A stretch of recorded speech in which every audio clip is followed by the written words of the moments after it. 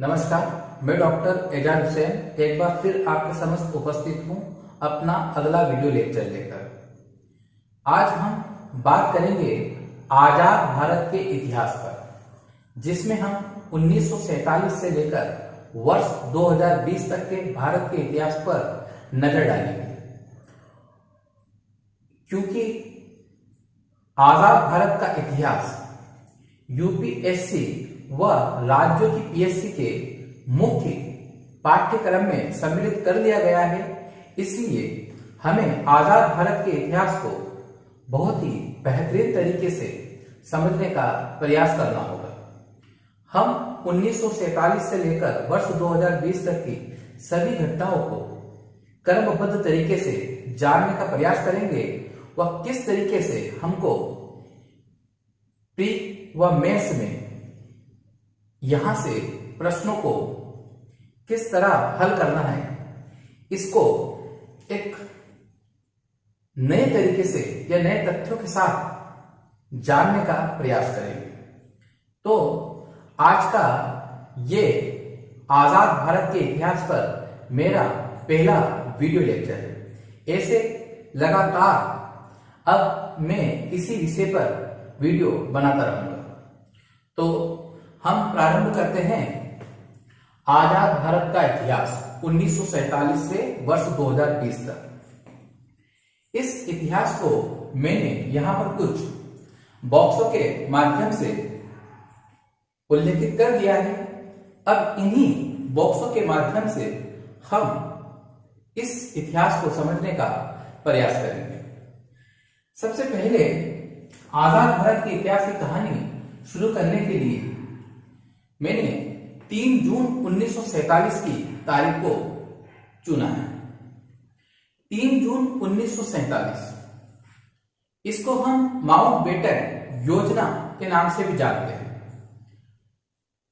बात 3 जून 1947 की शाम की है, जब लॉर्ड माउंटबेटन, जवाहरलाल नेहरू, मोहम्मद अली जिन्ना व सिखों के नेता बलदेव सिंह दिल्ली के ऑल इंडिया रेडियो स्टेशन पर पहुंचे और वहां पर माउंटबेटन ने एक महत्वपूर्ण घोषणा भारत देश को लेकर की, जिसमें उन्होंने कहा कि भारत की वर्तमान स्थिति को देखते हुए अब बहुत मुश्किल होगा भारत का एक होना, इसलिए हम भारत को विभाजन यानी कि बंटवारे पर अपनी सहमति देते। जवाहरलाल नेहरू और बाकी नेताओं ने भी उनकी इस घोषणा को स्वीकार किया। चूंकि 1947 से पहले ही भारत में हिंदुओं व मुस्लिमों के बीच भयंकर दंगे या उपद्रव प्रारंभ हो चुके थे, महात्मा गांधी ऐसे ही उपद्रवों को शांत करने के लिए पूरे देश भर का भ्रमण कर रहे थे और इस बीच माउंटबेटन ने 3 जून को ऑल इंडिया रेडियो से यह घोषणा कर दी। उसके बाद ठीक अगले दिन 4 जून 1947 को लॉर्ड माउंटबेटन ने वर्तमान संसद में, चूंकि पहले संसद वायसराय हाउस कहा जाता था, यहां पर एक प्रेस वार्ता की, जिसमें विश्व भर से लगभग 300 पत्रकार आने वाले थे। इस 4 जून 1947 की प्रेस वार्ता जो संसद भवन में लॉर्ड माउंटबेटन ने की, उसमें उन्होंने कहा कि भारत को ब्रिटिश शासन जून 1948 तक सत्ता सौंपने वाला था, परंतु अब वहां जून 1948 से पहले यानी 15 अगस्त 1947 को ही भारत को सत्ता सौंप देगा, जिसमें भारत व पाकिस्तान 2 स्वतंत्र देश होंगे व 565 देशी रियासतें जो ब्रिटिश साम्राज्य के अधीन थी, उनके पास 3 विकल्प होंगे। एक विकल्प या वो भारत में चली जाए, दूसरा विकल्प पाकिस्तान में चली जाए, तीसरा विकल्प वो चाहे तो स्वतंत्र रह सकते हैं। इस प्रकार 4 जून को लॉर्ड माउंटबेटन ने अपनी इस प्रेस वार्ता की बात को बोला। उसके बाद जैसे ही यह घटना घटती है, 11 जून 1947 को भारत के केरल, वर्तमान में केरल क्षेत्र में एक देसी रियासत थी जिसका नाम था त्रावणकोर। त्रावणकोर के राजा बलराम वर्मा और वहां के जो दीवान थे उनका नाम था सीपी रामास्वामी अय्यर। इन्होंने त्रावणकोर को स्वतंत्र करने की घोषणा कर दी 11 जून 1947 को। इस प्रकार हम आगे देखते हैं, 12 जून 1947 को हैदराबाद ने भी खुद को 15 अगस्त के बाद स्वतंत्र देश घोषित करने की घोषणा कर दी। त्रावणकोर, हैदराबाद जैसी रियासतों ने खुद को स्वतंत्र देश बनाने की घोषणा की। इससे सरदार पटेल, जवाहरलाल नेहरू व माउंटबेटन जैसे व्यक्ति काफी आश्चर्यचकित हो गए कि 15 अगस्त को भारत या पाकिस्तान में बटेगा या कि 565 देशी रियासतें भी अलग अलग छोटे छोटे देशों के रूप में बन के सामने आएगी। इस विकराल समस्या को निपट पाना वर्तमान में या हम कहें कि 1947 में एक महत्वपूर्ण समस्या थी। इसी के साथ भारत में हिंदू मुस्लिम दंगे भी इस समय हो रहे थे। फिर 20 जून 1947 को एक और घटना घटती है। वीपी मेनन व सरदार पटेल की दिल्ली में एक मुलाकात होती है। वीपी मेनन के विषय में मैंने कश्मीर के विषय में जब अपना पहला वीडियो लेक्चर बनाया था तब काफी कुछ इनके विषय में मैंने बताया है। वीपी मेनन ब्रिटिश शासन काल में उस समय के आईएएस अधिकारी थे और एक बहुत ही योग्य व सुलझे हुए ये उच्च अधिकारी थे। इन्होंने 20 जून 1947 को पटेल जी से कहा कि मैं अब अपनी शासकीय सेवा से त्याग पत्र देता हूं, परंतु पटेल इनको कहते हैं कि नहीं, आपका त्याग पत्र अभी हम स्वीकार नहीं करेंगे, अभी हमें आपकी बहुत आवश्यकता है, क्योंकि इस 565 देशी रियासतों को भारत में एकीकरण करने के महत्वपूर्ण कार्य में मुझे आपकी सहायता चाहिए। वीपी मेनन पटेल की इस बात को मान लेते हैं। वह 1 जुलाई 1947 को वीपी मेनन लॉर्ड माउंटबेटन को समझाते हैं कि जाने से पहले माउंटबेटन जी, आप भारत के इस उभरती हुई समस्या देशी रियासतों के स्वतंत्रीकरण की समस्या को हल करके जाए, ताकि इतिहास में जब भी आपको याद किया जाएगा तो एक महत्वपूर्ण गवर्नर जनरल के रूप में याद किया जाएगा। इस प्रकार वीपी मेनन के विशेष आग्रह पर लॉर्ड माउंटबेटन भारत को एक सशक्त देश बनाने के लिए इन देशी रियासतों को भारत में विलय के लिए तैयार हो गए और उन्होंने पटेल, नेहरू व वीपी मेनन से एक मीटिंग की, जिसमें देश में देशी रियासतों का एक मंत्रालय बनाया गया, जिसके प्रमुख भी सरदार वल्लभ भाई पटेल को बनाया गया व उसके सचिव वीपी मेनन बने। वीपी मेनन ने लॉर्ड माउंटबेटन, जवाहरलाल नेहरू, सरदार वल्लभ भाई पटेल की देखरेख में एक विलय पत्र तैयार किया, जिसमें कोई भी देशी रियासत का राजा हस्ताक्षर करेगा व उसके बाद भारत के गवर्नर जनरल यानी कि लॉर्ड माउंटबेटन सिग्नेचर करेंगे। उसके बाद वह देशी रियासत भारत का अभिन्न हिस्सा होगी। इस प्रकार पटेल को देशी रियासत के मंत्रालय की जिम्मेदारी भी मिली। इससे पहले पटेल देश के उप प्रधानमंत्री व गृह मंत्रालय का कार्य भी देख रहे थे। 5 जुलाई 1947 को दिल्ली के ऑल इंडिया रेडियो स्टेशन से सरदार पटेल ने सभी देशी राजाओं से एक विनम्र अपील की कि वह भारत देश में सम्मिलित हो जाए। भारत सरकार उनका संपूर्ण रूप से ध्यान रखेगी, जैसे उनको प्रिवी पर्स देना, जैसे उनको विशेष सम्मान देना आदि चीजों का भारत सरकार पूर्ण रूप से ध्यान रखेगा। परंतु देशी राजाओं का पटेल की इस अपील का कोई विशेष प्रभाव नहीं पड़ा। फिर 25 जुलाई 1947 को लॉर्ड माउंटबेटन भारत के संसद में एक सभा बुलाते हैं, जिसमें सभी देशी राजाओं को निमंत्रण दिया जाता है। वीपी मेनन ने अपनी पुस्तक में बताया है कि लॉर्ड माउंटबेटन का यह संबोधन ऐतिहासिक था, जिसमें उन्होंने अप्रत्यक्ष रूप से राजाओं को भारत में सम्मिलित होने के लिए विवश कर दिया। उन्होंने कहा कि अब देशी राजाओं का संबंध ब्रिटेन साम्राज्य से बिल्कुल नहीं रहा है। अब उन पर कोई भी मुसीबत आती है तो ब्रिटेन या ब्रिटिश सरकार उनकी किसी भी प्रकार की सहायता नहीं करेगी, इसलिए उनको स्वतंत्र ना रहकर भारत या पाकिस्तान में शामिल हो जाना चाहिए। माउंटबेटन की इस अपील का या संबोधन का कई देशी राजाओं पर प्रभाव पड़ा। वह इसी दिन से ही कई देशी रियासतें भारत में सम्मिलित होना प्रारंभ कर दिया। उसके बाद हम देखते हैं 6 अगस्त 1947।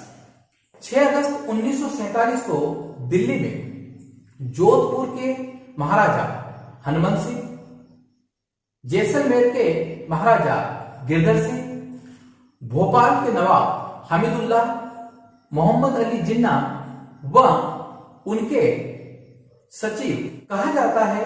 इस मीटिंग में मोहम्मद अली जिन्ना ने एक कोरे कागज पर साइन कर जोधपुर के महाराजा को दे दिया और कहा कि आपको जो भी सुविधा चाहिए पाकिस्तान आपको देगा, आप सिर्फ इस कागज पर लिख दीजिए। जोधपुर के राजा ने कुछ सुविधाएं जिन्ना के सामने रखी, जैसे जोधपुर की रियासत को कराची बंदरगाह से मुफ्त में व्यापार करने दिया जाए। परंतु गिरधर सिंह जिन्ना से एक प्रश्न करते हैं कि अगर भविष्य में हमारी रियासत में हिंदू व मुस्लिमों के मध्य विवाद होता है तो पाकिस्तान का क्या रुख रहेगा। तो जिन्ना के सचिव जफरुल्लाह कहते हैं कि नहीं महाराज, हमारा पाकिस्तान एक सपनों का देश है, इसमें कभी भी हिंदू व मुसलमानों के मध्य विवाद जैसी कोई बात नहीं होगी। परंतु गिरधर सिंह इस बात का कोई उत्तर नहीं देते हैं। तो जिन्ना महाराजा जोधपुर यानी कि हनुमंत सिंह से अपनी राय पूछते हैं। हनुमंत सिंह कुछ दिन सोचने का वक्त मांगते हैं। जिन्ना नाराज होते हैं, वह सिग्नेचर किया हुआ कागज छीन लेते हैं। उसके बाद 10 अगस्त 1947 को हनुमंत सिंह सरदार पटेल से दिल्ली में मिलते हैं। सरदार पटेल हनुमंत सिंह से कहते हैं कि हमने सुना है आप पाकिस्तान से मिल सकते हैं या स्वतंत्र रह सकते हैं, परंतु एक बात याद रखिएगा, यदि जोधपुर की जनता ने विद्रोह कर दिया तो हम आपकी किसी भी प्रकार की सहायता नहीं करेंगे। फिर पटेल हनुमंत सिंह को समझाते हैं कि आपके पिताजी मेरे बहुत अच्छे मित्र थे, मुझे मजबूर ना करो कि मैं एक पिता के रूप में आपको समझाऊं। हनुमंत सिंह सरदार पटेल के स्वभाव से परिचित थे, इसलिए वो डर जाते हैं। वह अगले दिन 11 अगस्त 1947 को लॉर्ड माउंटबेटन के पास जाते हैं, वह विलय पत्र पर हस्ताक्षर कर देते हैं। परंतु इस 11 अगस्त 1947 का एक महत्वपूर्ण उल्लेख वीपी मेनन अपनी पुस्तक में करते हैं। वीपी मेनन जी कहते हैं कि जब हनुमंत सिंह के पास वो विलय पत्र लेके जाते हैं तो हनुमंत सिंह उन पर रिवॉल्वर तान देते हैं, वह अपना गुस्सा व्यक्त करते हैं। परंतु माउंटबेटन के कहने पर फिर वो भारत में विलय पत्र पर सिग्नेचर कर देते हैं। इस प्रकार जोधपुर रियासत भारत में सम्मिलित हुई 11 अगस्त 1947 को। एक बात समझ लीजिए, जोधपुर, बीकानेर, जैसलमेर पाकिस्तान से लगने वाली देशी रियासतें थी।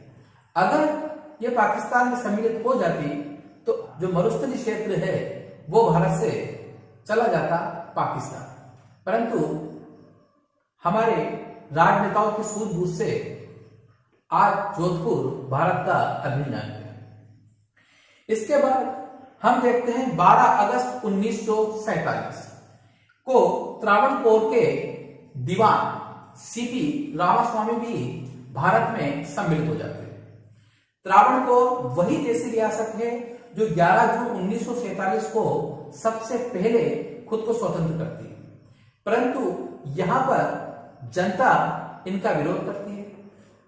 वह 25 जुलाई के दिन तो सीपी रामास्वामी जो त्रावणकोर के दीवान थे, इन पर एक जानलेवा हमला होता है।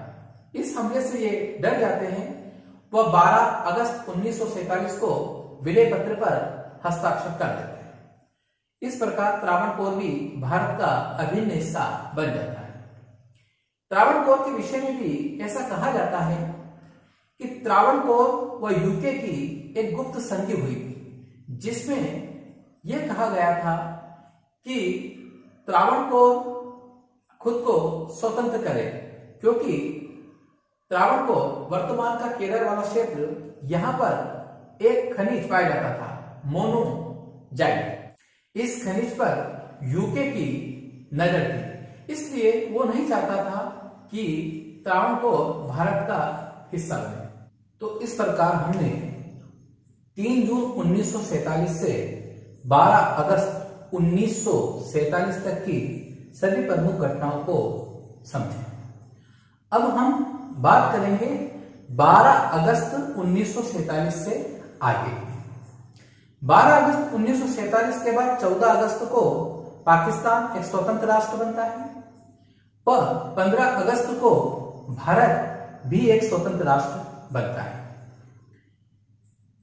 परंतु अभी तक 4 ऐसी देशी रियासतें थी जो ना पाकिस्तान में सम्मिलित हुई ना भारत में, वह स्वतंत्र थी, जैसे जम्मू कश्मीर, हैदराबाद, भोपाल और जूनागढ़।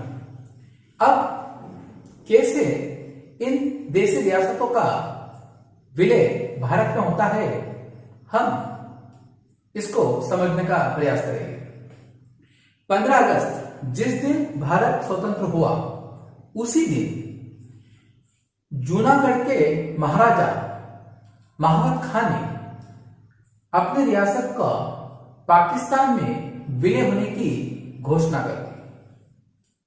चूंकि उस समय सोशल मीडिया का इतना बोलबाला नहीं था जो आप आज देखते हैं, इसलिए यह खबर 17 अगस्त 1947 को अखबारों के माध्यम से सबको पता चलती है। जब पटेल, नेहरू, वीपी मेनन को यह खबर अखबारों के माध्यम से पता चलती है तो इस विषय पर वो एक तात्कालीन या आपातकालीन मीटिंग लेते हैं, जिसमें पटेल बहुत उग्र दिखाई देते हैं। पटेल कहते हैं कि जूनागढ़ के महाराज ने पाकिस्तान में मिलकर एक गलत कार्य किया है। उन्होंने किसी प्रलोभन के कारण ऐसा किया है। चूंकि जूनागढ़ की जनसंख्या अधिक हिंदू है व वहां के राजा मुस्लिम, इसलिए हिंदू जनता होने के कारण जूनागढ़ को भारत का हिस्सा होना था।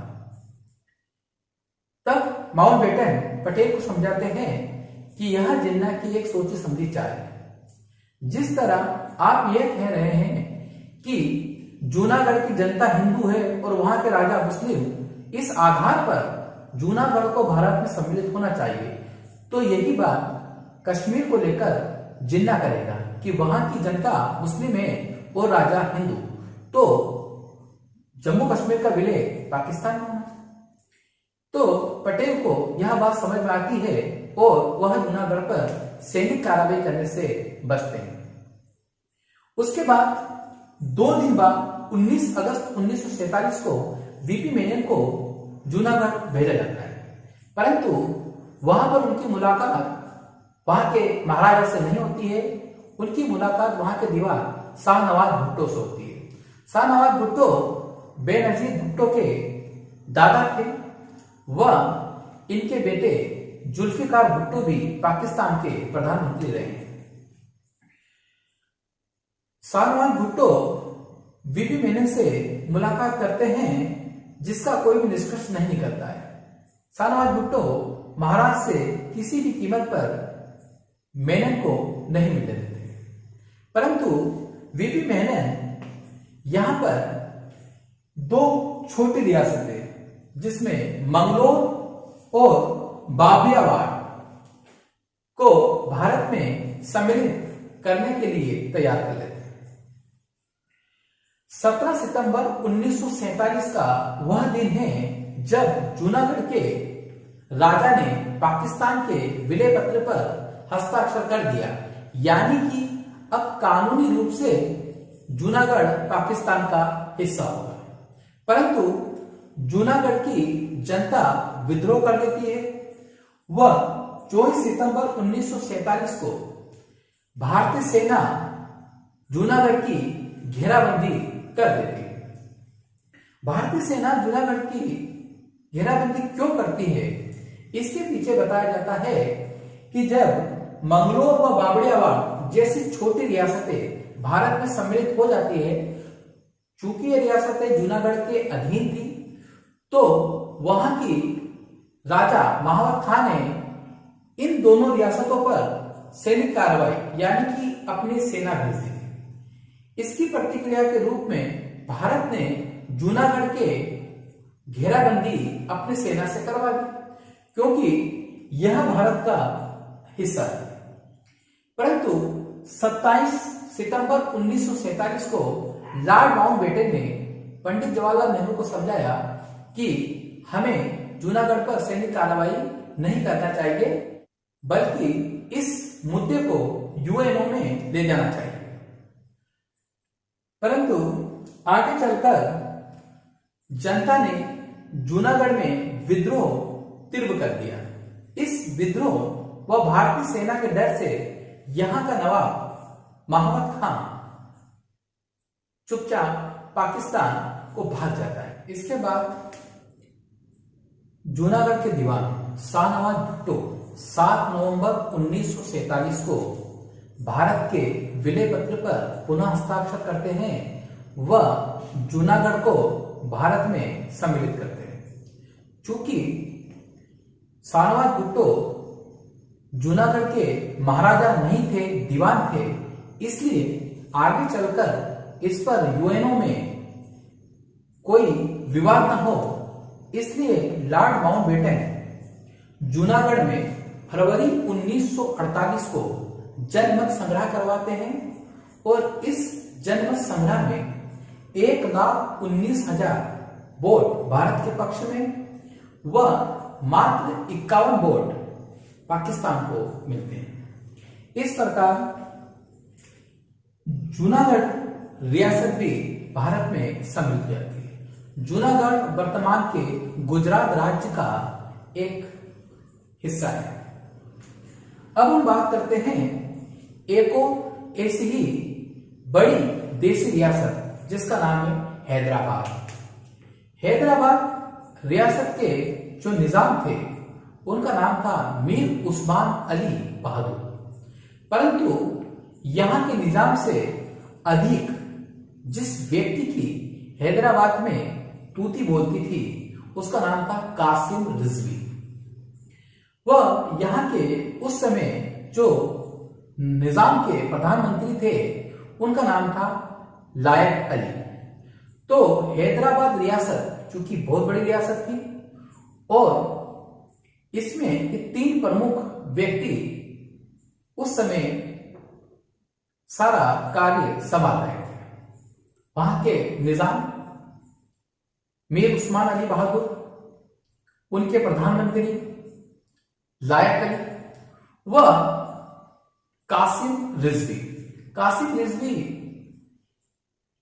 AIMIM एक पार्टी जो आज भी भारत में है, असदुद्दीन ओवैसी उसी के सांसद थे, इसके प्रमुख थे।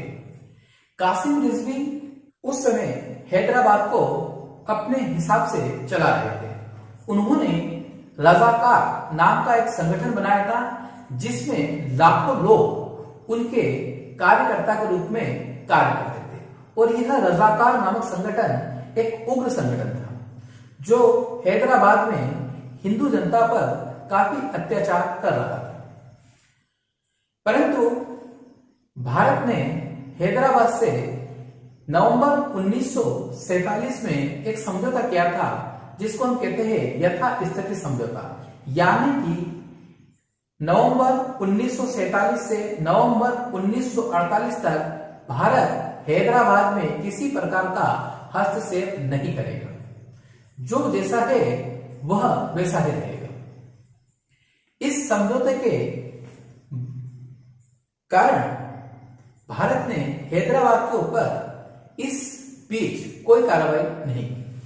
नवंबर 1947 में कासिम रिजवी पटेल से मिलते हैं। वह पटेल जब रिजवी को समझाते हैं कि आप हैदराबाद को भारत में सम्मिलित करने पर विचार करें, परंतु कासिम रिजवी एक तरह से पटेल को धमकाते हुए कहते हैं कि हैदराबाद स्वतंत्र था वह स्वतंत्र रहेगा। फिर घटना घटती है 15 अप्रैल 1947। हैदराबाद के प्रधानमंत्री लायक अली नेहरू से मिलते हैं, परंतु इस मुलाकात का कोई निष्कर्ष नहीं निकलता। फिर 16 अप्रैल 1947 को ही लायक अली पटेल से मिलते हैं। पटेल लायक अली को स्पष्ट रूप से कह देते हैं कि हैदराबाद को भारत में सम्मिलित होना ही होगा, इसके अतिरिक्त और कोई भी रास्ता उसके पास आगे चलकर शेष नहीं बचेगा। फिर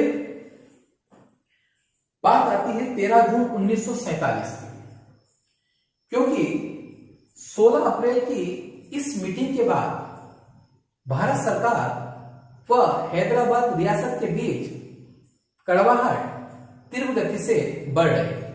परंतु लॉर्ड माउंटबेटन 21 जून 1947 को भारत के गवर्नर जनरल पद से इस्तीफा देते हैं या कहें कि उनका कार्यकाल पूरा हो जाता है।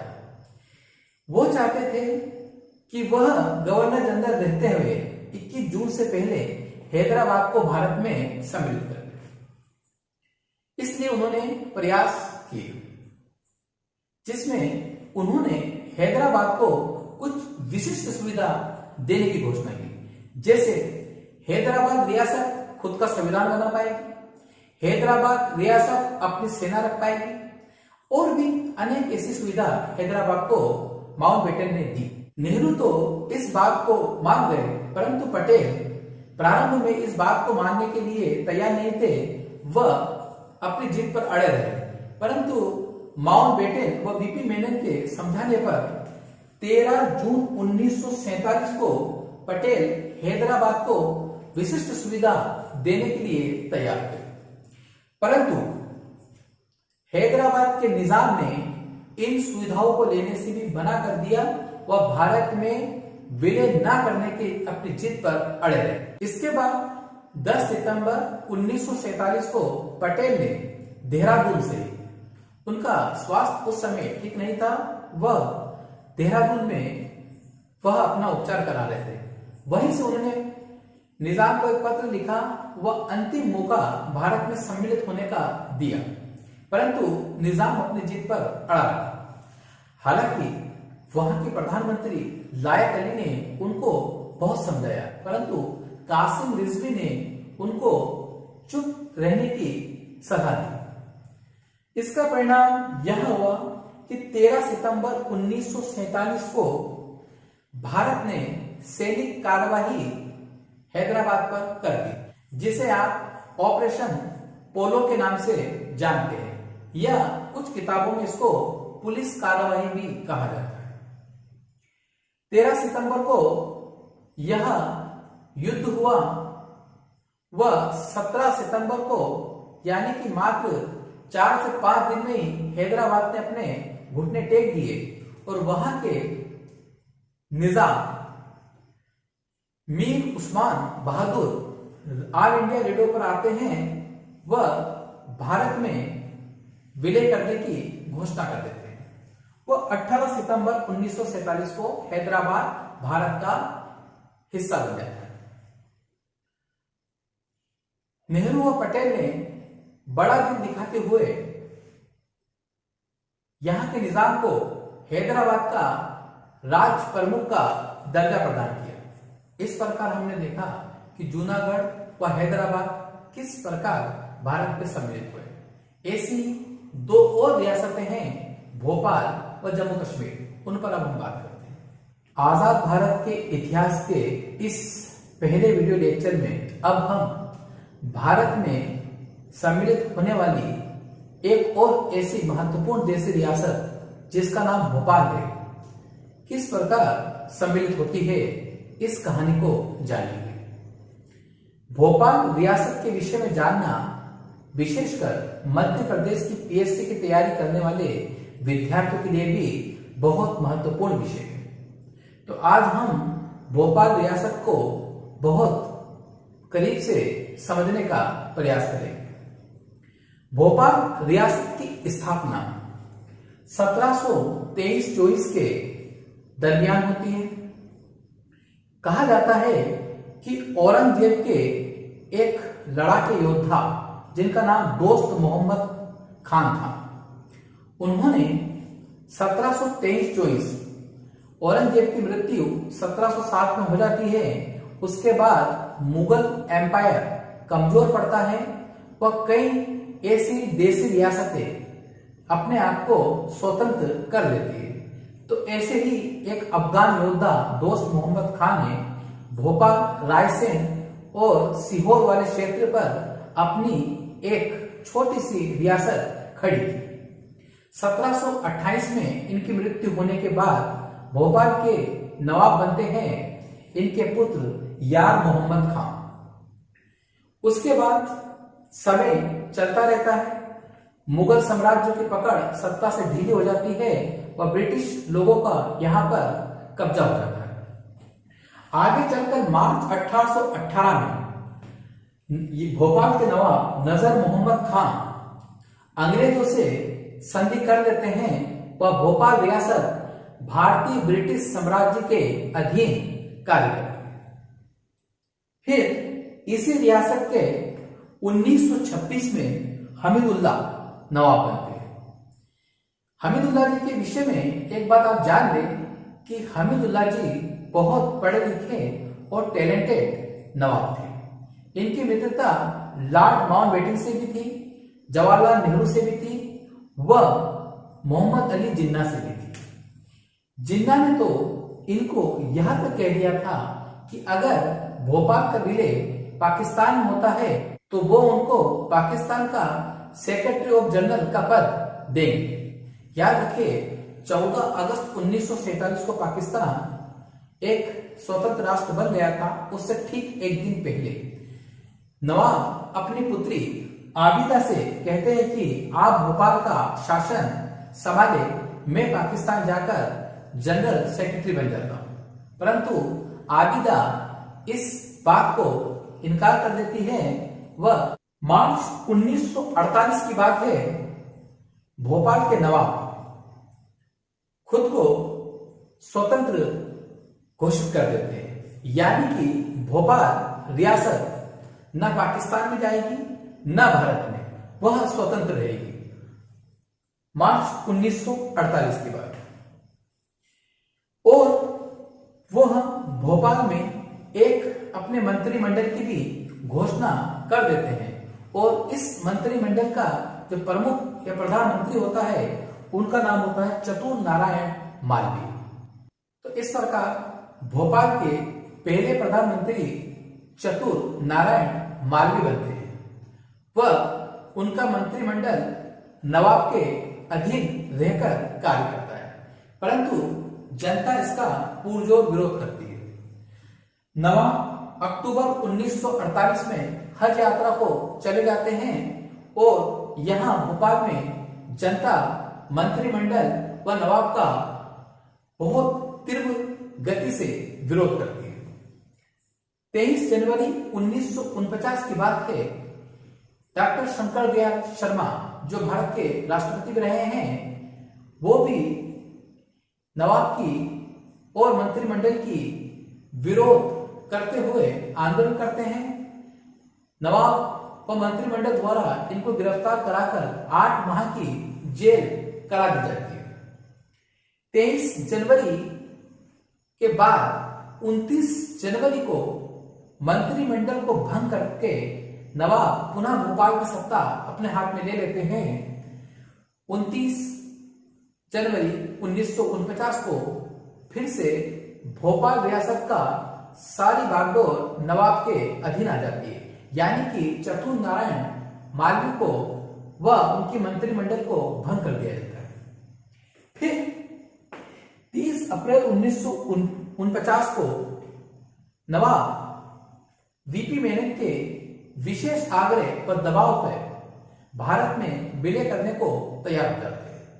वह अंततः 1 जून 1949 को भारत का भोपाल एक अभिन्न हिस्सा बन जाता है।